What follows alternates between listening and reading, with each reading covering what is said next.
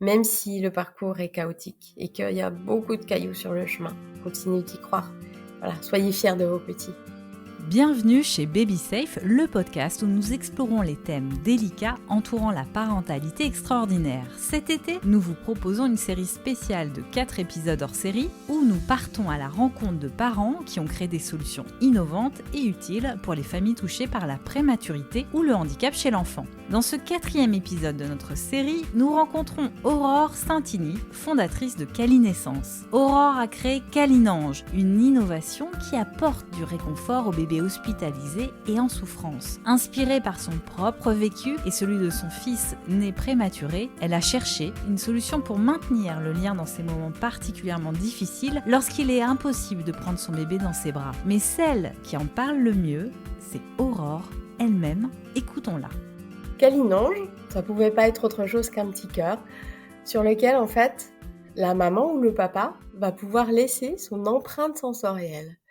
L'empreinte sensorielle, c'est son odeur, sa voix, ses battements de cœur. Le tout va être diffusé dans un cadencement et une luminosité, en fait, qui va rappeler ce que le bébé vivait lorsqu'il était in utero.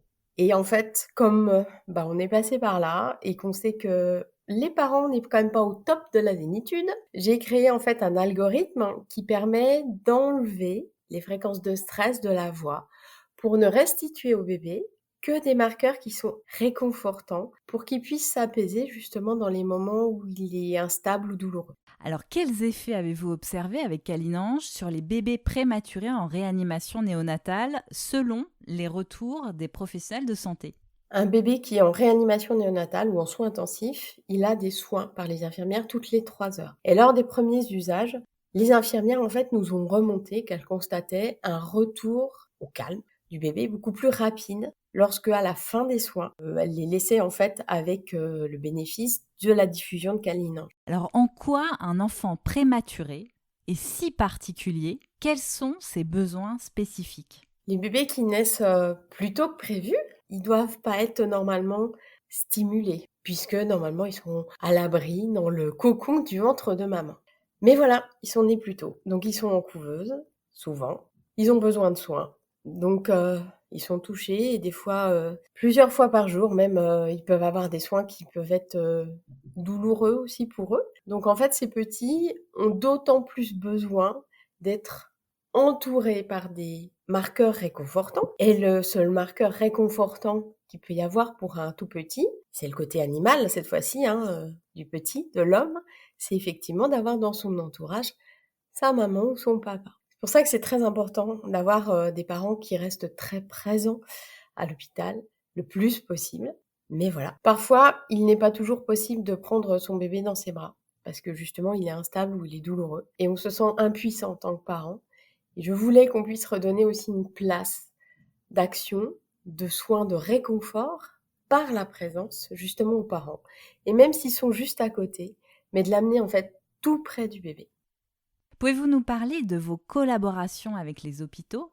Depuis le début de cette aventure, en fait, j'ai eu la chance d'être soutenue par les hôpitaux de Paris. Donc dès le départ, en fait, j'ai été entourée par un comité scientifique de médecins, d'infirmières, de kinés, de psychologues et aussi en fait de spécialistes du côté hygiène et sécurité en hôpital pour qu'on puisse en fait venir dans toutes les situations où l'enfant en a beaucoup besoin, que ce soit en couveuse, on en a parlé, en bulle stérile, jusqu'au bloc opératoire. Quel est, selon vous, le rôle des parents dans l'utilisation de votre outil ?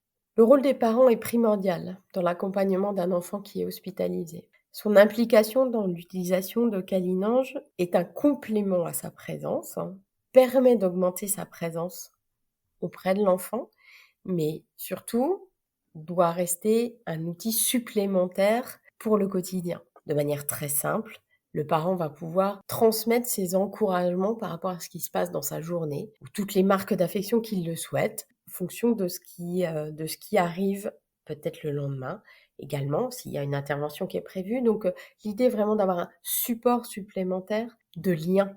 La présence du parent physique reste fondatrice pour l'enfant. Donc les périodes où il n'est pas possible de l'avoir contre soi, c'est un relais. mais ça ne doit surtout pas être un remplacement. Nous avons parlé de l'usage de câlinange pour les bébés prématurés, mais sur votre site internet, vous mentionnez aussi son application pour les enfants porteurs de handicap. Pouvez-vous nous en dire davantage ? Certains des parents d'enfants porteurs de handicap doivent continuer de travailler. Et c'est très compliqué aussi pour eux de ne pas se sentir coupables de l'absence qu'ils ont à ce moment-là auprès de leur enfant. Donc il était important aussi pour nous de leur permettre de continuer de maintenir ce lien et de rester acteurs du bien-être de leur enfant à n'importe quel instant. Et c'est fabriqué en France. Alors c'était très important aussi pour moi de montrer que nous avons des compétences industrielles, non seulement en France, mais aussi sur le territoire dans lequel je vis, qui est dans le Grand Est. Nous avons entièrement conçu et nous fabriquons câlinange dans un rayon de 90 km. Et d'ailleurs, nous avons été honorés du label Initiative Remarquable France. Quel message souhaiteriez-vous transmettre aux parents d'enfants prématurés ou hospitalisés ? Même si le parcours est chaotique et qu'il y a beaucoup de cailloux sur le chemin, continuez d'y croire. Voilà, soyez fiers de vos petits. Quel beau message, Aurore. Merci d'avoir participé à cet épisode. Comme vous le savez, BabySafe est bien plus qu'un podcast. C'est une solution d'assurance collective innovante issue de l'économie sociale et solidaire. Son objectif est d'œuvrer pour qu'à terme, la totalité des parents aidants et des enfants affectés par un accident de naissance puissent bénéficier d'un soutien immédiat et inconditionnel. Pour en savoir plus, rendez-vous sur babysafe.solution, le site de la première et la seule solution d'assurance collective pour les parents aidants d'un enfant né grand prématuré ou avec un handicap. Vous pouvez retrouver le lien dans les notes du podcast. Merci de votre écoute et à très bientôt pour un nouvel épisode de BabySafe.